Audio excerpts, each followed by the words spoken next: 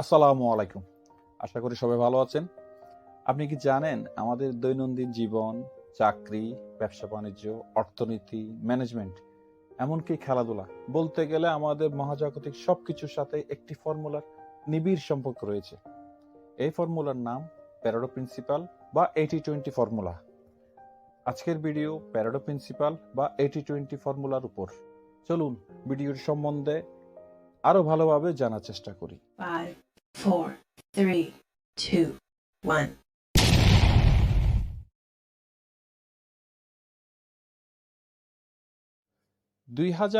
সালের 18 জুন কার্ডিফে অস্ট্রেলিয়ার বিপক্ষে বাংলাদেশের ক্রিকেট ম্যাচের কথা নিশ্চয়ই সবার মনে আছে। নাজমুলের বলে হেইডেনের স্টাম্প উড়ে যাওয়া, He's going to go this time. Dragged it on from outside the off stump. Nazmul Hussain, 17 years old. আশরাফুলের cricket দুনিয়া কাঁপানোর সেই century, They should win in Australia. You've got it, son. Well played, Mohammed. Aftab আহমেদের সেই বিখ্যাত six, There's a slower. That's six. That's out of here. That's away. All the way. Aftab Ahmed, 19 years of age. And he can only look on.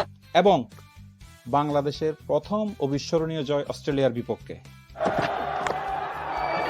And that'll do. Shiny spot. Bangladesh have got there. A single, a scrappy single, but they played so well. What an upset on the Richter scale. সেই ম্যাচে বাংলাদেশের অস্ট্রেলিয়াকে হারানো আমাদের সবার কাছে এক প্রকার স্বপ্নের মতো লেগেছিল। শুরুতে অস্ট্রেলিয়া আগে ব্যাটিং পেয়ে বাংলাদেশের বোলিং নৈপুণ্যে মাত্র 249 রানে গুটিয়ে যায়। যদিও এই স্কোরটি অনেক ভয়ঙ্কর ছিল তখনকার সময়। বাংলাদেশের 7 জনের সেদিন ব্যাটিং করতে হয়। জাবেদ উমর বেলিং 51 বলে 19 রান, নাফিস ইকবাল 21 বলে 8 রান,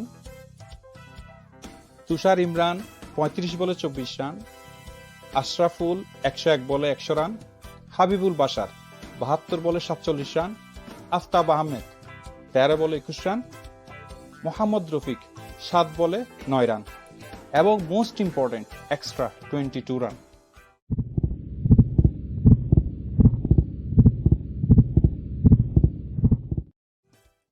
খেয়াল করে দেখবেন এই ম্যাচে বাংলাদেশের টোটাল স্কোরের প্রায় 70% রান আসে তুষার ইমরান, আশরাফুল এবং হাবিবুল বাশারের ব্যাট থেকে। এই তিনজন হচ্ছে আবার পুরো দলের 20-30%। প্রায় প্রতিটি ক্রিকেট ম্যাচ এমনই হয়, 2 জন বা 3 জন ভালো স্কোর করে, বাকিরা সাপোর্ট করে। এমন পরিস্থিতিকেই প্যারেটো প্রিন্সিপাল বলা হয়, যেখানে লক্ষ্য করা যায় যে মোট ফলাফলের একটি বড় অংশ সাধারণত কিছু সংখ্যক উপাদানের উপর নির্ভরশীল। এটি 80-20 ফর্মুলা নামেও পরিচিত। বিলফ্রেদো প্যারেটো নামের একজন ইতালিয়ান অর্থনীতিবিদ এই তথ্যের প্রবক্তা। কোনো এক গ্রীষ্মে বাড়ির বাগানে মটরশুঁটি উৎপাদন দেখে তিনি বেশ আশ্চর্য হয়ে যান। মোট ফলনের প্রায় 80% এসেছে মাত্র 20% মটরশুঁটি গাছ থেকে।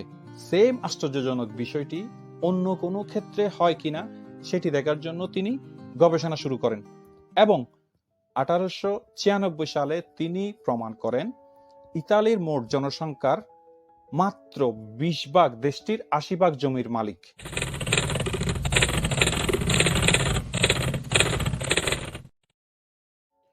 অর্থনীতি, ম্যানেজমেন্ট, চলতি ঘটনা, এমনকি আমাদের দৈনন্দিন জীবনের অনেক কিছুই এই শতবর্ষ পুরনো 80-20 ফর্মুলা দিয়ে ব্যাখ্যা করা যায়। সূত্রটির মর্মার্থ হলো 80% ফল এসে থাকে 20%-এর চেষ্টায়। সহজ কথায়, আপনি ব্যবসা করেন, আপনার প্রতিদিন বিক্রি হয় 10,000 টাকা এবং আপনার মোট কাস্টমার 100 জন। এই 10,000 টাকা বিক্রির মধ্যে 8,000 টাকার পণ্য ক্রয় করে 20 জন বা 30 জন কাস্টমার, আর বাকি 2,000 টাকার পণ্য ক্রয় করে 70 বা 80 জন কাস্টমার। একটু মিলিয়ে দেখবেন।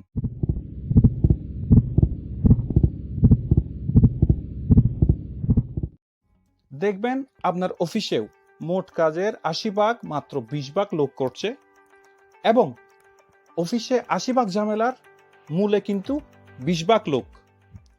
এবং আরো মজার ব্যাপার হচ্ছে, আপনার কাছে 10টি জামা আছে, কিন্তু দেখবেন ঘুরে ফিরে অধিকাংশ ক্ষেত্রেই 2টি বা 3টি জামা ব্যবহার করছেন, এবং এটা সবার ক্ষেত্রেই।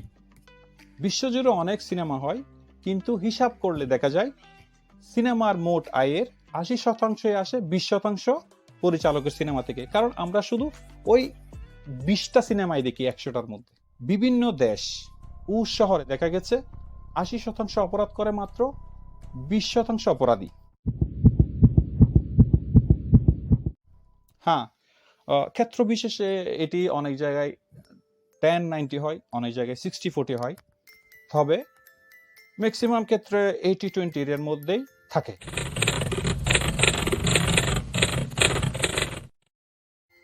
আপনি নিজের জীবনেও এই 80-20 ফর্মুলা ব্যবহার করতে পারেন। আপনার দিনের কাজগুলো বিশ্লেষণ করুন, দিন শেষে লক্ষ্য করুন কোন 20% কাজ আপনার 80% সাফল্য এনে দেয়। কম গুরুত্বপূর্ণ কাজ বাদ দিন।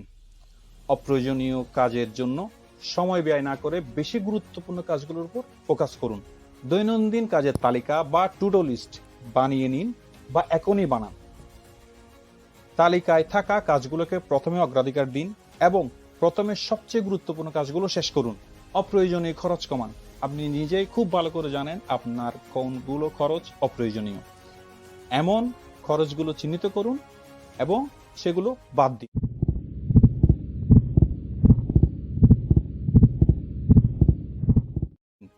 গুরুত্বপূর্ণ সম্পর্কের উপর ফোকাস করুন।